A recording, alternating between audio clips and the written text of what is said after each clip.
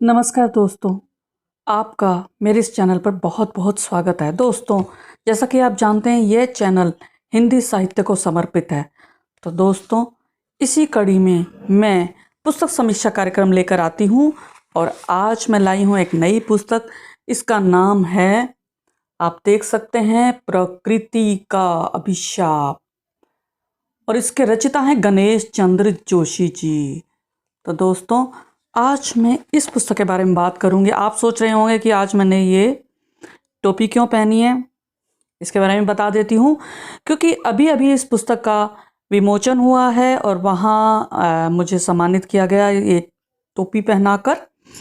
और क्योंकि इसके रचिता उत्तराखंड से जुड़े हुए हैं, तो ये उन्होंने इस प्रकार सम्मान देकर मुझे गौरवान्वित किया। तो दोस्तों, अब मैं आती हूँ इस पुस्तक पर। तो आज मैं बात करूँगी इस पुस्तक के बारे में कि इस पुस्तक में है क्या। तो चलिए दोस्तों, यह पुस्तक प्रकृति का अभिशाप, जैसा कि गणेश चंद्र जोशी जी ने इसकी रचना की है और इसके प्रकाशक भी वे स्वयं ही हैं। और इसका मूल्य मात्र 300 रुपये, पृष्ठ 96 और पेपर बैक में 2021 में प्रकाशित हुई है। मैं थोड़ा सा परिचय देना चाहूँगी गणेश चंद्र जी के बारे में। गणेश चंद्र जोशी जी जालंधर में जन्मे, फरीदाबाद निवासी हैं। सीनियर मैनेजर एस्कॉर्ट से सेवानिवृत्त हैं। सुझाव योजना एस्कॉर्ट की ओर से 300 बार ये पुरस्कृत हो चुके हैं। इन्हें बहुत सारे सम्मान मिले हैं तकनीकी क्षेत्र में। कुमायूं सांस्कृतिक मंडल के पूर्व अध्यक्ष रहे हैं, समाज सेवी हैं। कोरोना काल में इन्होंने बहुत लोगों की मदद की है। इस पुस्तक के बारे में बताती हूँ, यह इनकी दूसरी पुस्तक है। और थोड़ा सा मैं बताती हूँ कि इस पुस्तक में कुछ लोगों ने इस पुस्तक के बारे में लिखा है। मैं थोड़ा सा वो पढ़ दूंगी। शुभकामनाएं दी हैं उन्होंने। सर्वप्रथम डॉक्टर प्रशांत भल्ला हैं, वरिष्ठ उपाध्यक्ष मानव रचना अंतर्राष्ट्रीय विश्वविद्यालय के। उन्होंने कहा है कि महामारी कोरोना पर लिखी आपकी कृति प्रकृति का अभिशाप महत्वपूर्ण जानकारियों का पिटारा है। इस पुस्तक को पढ़कर पाठक वर्ग लाभान्वित होगा। और उसके बाद शुभकामनाएं दी हैं संदीप भारद्वाज, एडवोकेट हैं, पार्षद नगर निगम फरीदाबाद वार्ड 15। इन्होंने कहा है कि यह पुस्तक संग्रहणीय है, कोरोना काल का संक्षिप्त दस्तावेज है। और उसके बाद श्रीमती सुरेखा जैन, इन्होंने इनके व्यक्तित्व के बारे में लिखा है। सुरेखा जैन व्याख्याता और मोटिवेशनल स्पीकर हैं। इन्होंने कहा है कि कोरोना काल में इन्होंने, गणेश जी ने अपने अनुभवों को कलमबद्ध किया है। विश्व की सभी बड़ी बड़ी आपदाओं, महामारियों का सिलसिलेवार संक्षिप्त वर्णन किया है। अपने राज्य उत्तराखंड से अपना जुड़ाव, अपना लगाव बयां किया। केंद्र सरकार, राज्य सरकार की योजनाओं को विस्तार से बताया। कोरोना काल के सकारात्मक पक्ष को सावधानी से उकेरा। उनकी यह पुस्तक प्रकृति का अभिशाप यह सोचने पर विवश करती है कि आपदा में भी अवसर तलाश सकते हैं, हमें समय के साथ चलना चाहिए। तो दोस्तों, ये था सुरेखा जी ने कहा। और आत्मकथ्य में जोशी जी ने यह पुस्तक अपने पिता व माता को समर्पित की है। पुत्रों व पुत्रवधुओं को भी धन्यवाद कहा है। मैं पढ़ देती हूँ उन्होंने क्या लिखा है। उन्होंने लिखा है कि अपने पिता स्वर्गीय प्रेम बल्लभ जोशी एवं माता जानकी देवी द्वारा दिए गए संस्कारों व आशीर्वाद से ही मैं इस कार्य को भली भांति पूर्ण कर पाया हूँ। परिवार के सदस्यों, पत्नी सरोज जोशी, पुत्र डॉक्टर हिमांशु जोशी जीव वैज्ञानिक हैं, पुत्र गौरव जोशी कंप्यूटर साइंस इंजीनियर हैं, पुत्र वधु प्रणाली जोशी सीए के सौजन्य, संयोग एवं स्नेह से ही प्रस्तुत रचना रूपाकार कर पाया हूँ। तो ये इन्होंने लिखा। और अब मैंने क्या पाया, मैंने इस पुस्तक की भूमिका लिखी है, मैं बताती हूँ मैंने क्या देखा इसके अंदर। मुझे लगा कि इन्होंने बहुत कुछ लिखा है। भूतकाल में महामारियों का तांडव क्या है, उन्होंने इसके बारे में लिखा है। वर्तमान में कोरोना का तांडव कैसे रहा, इसके बारे में लिखा।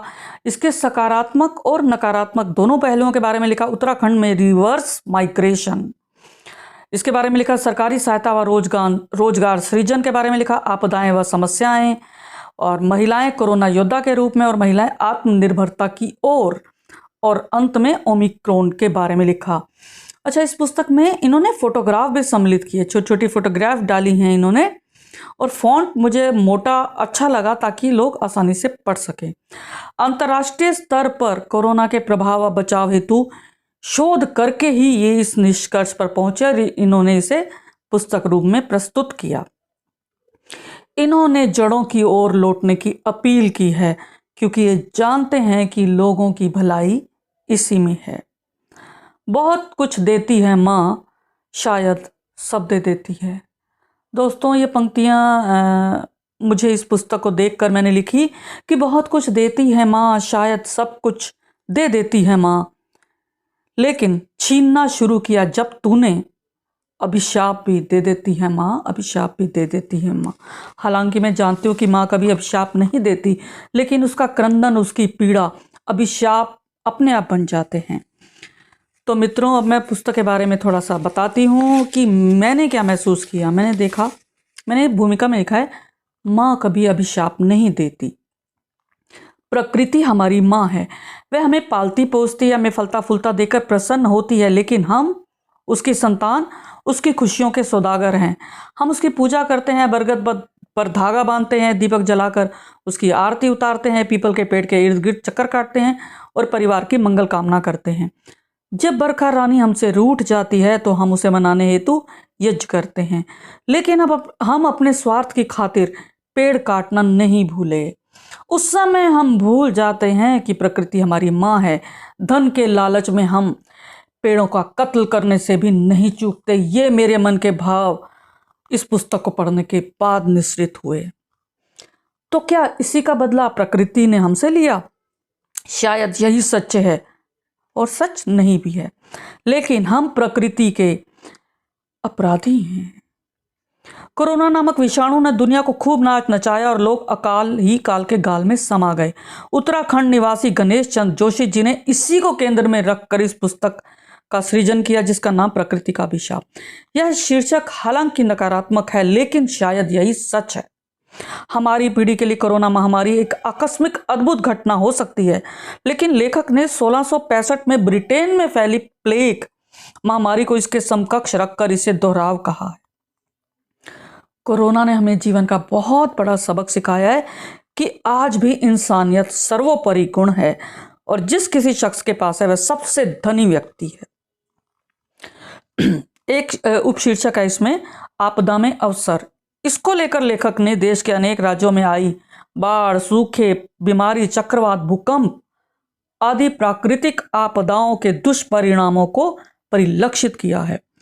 कोरोना वायरस की उत्पत्ति के परिणाम स्वरूप लोगों के व्यवहार में जो अंतर देखा, उसे नजरअंदाज नहीं किया जा सकता। लेखक ने इन्हीं सब का वर्णन किया इस पुस्तक में। कोरोना से बचाव के उपाय बताए हैं, सरकार द्वारा उठाए गए कदमों की प्रशंसा की है, टीकाकरण को आवश्यक बताया है। दूसरे भाग में लेखक ने महत्वपूर्ण मुद्दा इस पुस्तक के माध्यम से उठाया है। मुझे दूसरा भाग बहुत अच्छा लगा कि कोरोना महामारी के कारण उत्तराखंड में रिवर्स माइग्रेशन की तस्वीर खींची है।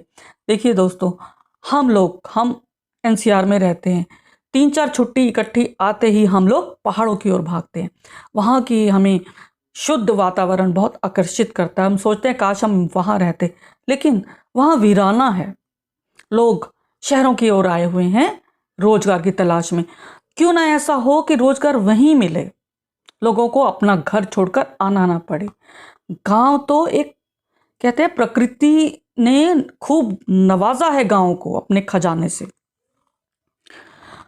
और मुझे एक चीज इसमें इन्होंने लिखा कि बहुत दुखद लगा कि अपने ही देश के निवासी प्रवासी कहलाए जाते हैं। बहुत दुखद है, निंदनीय है। रोजी रोटी के लिए पहाड़ों से मैदानों की ओर पलायन करके आने वाले तथा कथित परदेसी अपने देश लौटे, जो शुभ संकेत है।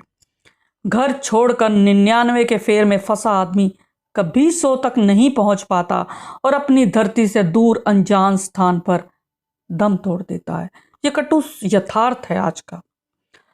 लोग वापस जड़ों की ओर लौटे हैं। देखना यह है कि ये घर वापसी स्थायी है या अस्थायी। लोग अपने गांव लौट आए, यह आपदा में अवसर की एक कड़ी है। पहाड़ों में ही रोजगार खोजने की मुहिम जारी है। लोग तकनीकी शिक्षण प्रशिक्षण में रुचि लेने लगे हैं और अपने पुश्तैनी कारोबार की तरफ लौटने लगे हैं।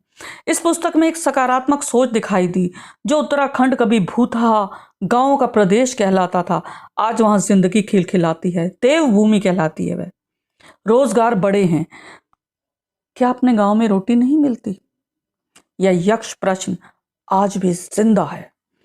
पर यदि मनुष्य समझ गया कि प्रकृति के दोहन से उसका सर्वनाश हो जाएगा और अपनी जड़ों को कभी नहीं छोड़ना चाहिए, तभी प्रकृति उसे आशीष देगी। और इसके अतिरिक्त दोस्तों, आधी आबादी भी आत्मनिर्भरता की ओर है, यह सच्चाई भी मुझे इस कृति में दिखलाई दी। तो दोस्तों, यह था इस पुस्तक के बारे में। मुझे उम्मीद है आपको ये चैनल पसंद आया होगा, तो सब्सक्राइब करना ना भूलें, बेल आइकन अवश्य दबाएं ताकि नए नए वीडियोस आपको तुरंत मिले। तो अगर आपको अच्छे लगे तो आप यह पुस्तक गणेश जी से मंगा सकते हैं। शुक्रिया दोस्तों, फिर मिलेंगे अगली कड़ी के साथ। धन्यवाद।